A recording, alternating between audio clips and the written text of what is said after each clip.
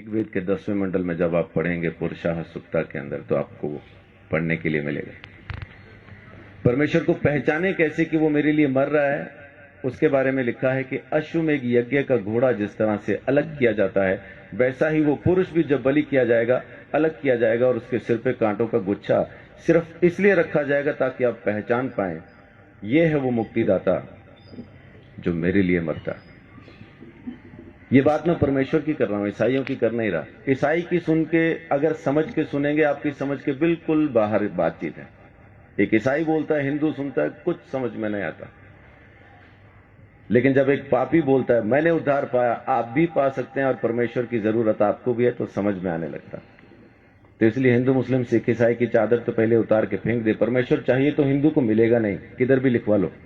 सिख को मिलेगा नहीं, मुसलमान को मिलेगा नहीं, ईसाई को मिलेगा नहीं, मिलेगा इंसान को। उस इंसान को जो पापी है, स्वीकार करता है कि मैं हूं पापी और मुझे एक मुक्तिदाता की जरूरत है, उसी को तो मिलेगा। पहलवान को डॉक्टर की क्या जरूरत है? जरूरत तो मरीज को है।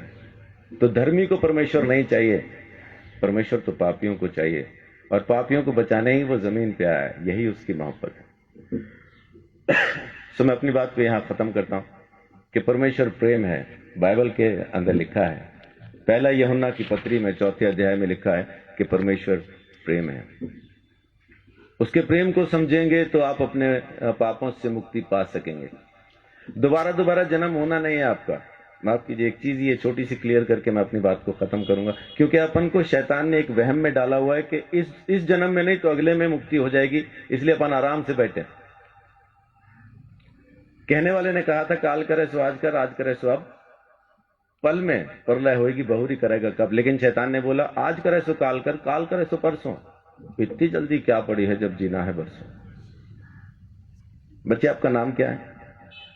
ध्रुव। आपके बच्चे कहां हैं? अजीब सवाल है। उम्र क्या है आपकी? 9 साल के बच्चे से मैं पूछ रहा हूं कि आपके बच्चे कहां हैं? आम के पेड़ पे जो मई जून में आम लगने हैं, इस वक्त कहां है? बहुत बहुत शुक्रिया। गुरुजी कहते हैं आम में, उसी पेड़ में वो आम है जो मई जून में दिखाई देंगे। तो ध्रुव के बच्चे कहां हैं? ध्रुव में। जब उसका मौसम आएगा बच्चे नजर आएंगे।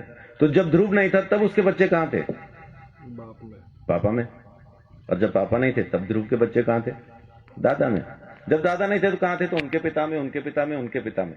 ऐसा अपन किताब को फोल्ड करते जाएं तो उस आदम में पहुंच जाते हैं जिसको परमेश्वर ने बनाया, और उसमें बीज डाल के कहा अब तुम पैदा करो। हर जानवर को, हर प्राणी को, हर चीज को परमेश्वर ने बीज के साथ बनाया और आज्ञा दी अब तुम पैदा करो। तो जब परमेश्वर ने आदम को बनाया, हम आदम में थे। जब परमेश्वर ने आदम को यह आज्ञा दी ये फल न खाना, तब हम आदम में थे।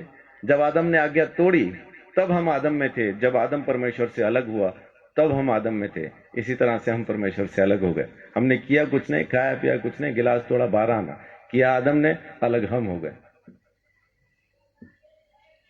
वेदों में लिखा है कि बच्चा पैदा होते ही पाप के हाथ में सौंप दिया जाता, पैदा होते ही पापी हो जाता, कारण उसका बीज पापी है। एड्स जिस माँ बाप को है, बच्चा पैदा करेंगे एड्स की बीमारी के साथ पैदा होना। इस वजह से हम पैदा ही पापी होते हैं, इसलिए हमें मुक्ति की जरूरत है। और अगर मुक्ति हम खुद ले सकते होते तो मुक्ति दाता शब्द कभी आता नहीं। देने वाला हमको जरूर चाहिए, वो एक ही है। परमेश्वर ने हमारे लिए मुक्ति का रास्ता खोला, स्वयं हमारे लिए बलिदान दिया ताकि हम हमारे गुनाह से आजाद हो जाएं। ये उसकी मोहब्बत नहीं तो और क्या है। तो उसकी मोहब्बत से आप अभी इसी वक्त मुक्ति पा सकते हैं। आपको जन्मों का इंतजार करना नहीं, क्योंकि यही एक जन्म है, दोबारा होगा नहीं। आज के बाद दोबारा हम कभी पैदा नहीं होंगे। ये पहला और आखिरी जन्म है। मुक्ति मिलेगी तो अब, नहीं मिलेगी तो कभी नहीं। तो परमेश्वर प्रेम है, उसके प्रेम को समझें, उसके दिए हुए उद्धार को समझें। यीशु मसीह ने मेरे लिए मेरे सारे दंड को सह लिया और मेरे गुनाहों से मुझे आजाद किया। ये काम उसने आपके लिए भी किया है, बस आपको स्वीकार करना है। परमेश्वर आप सबको बहुत आशीष दे। बड़ी बात।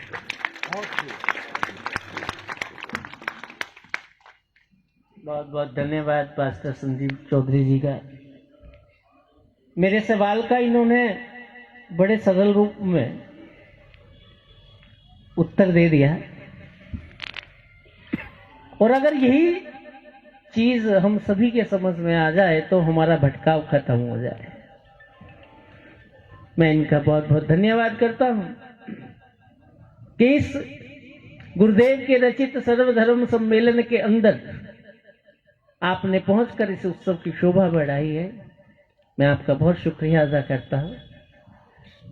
अब हमारे मध्य स्वामी रामानंद सरस्वती जी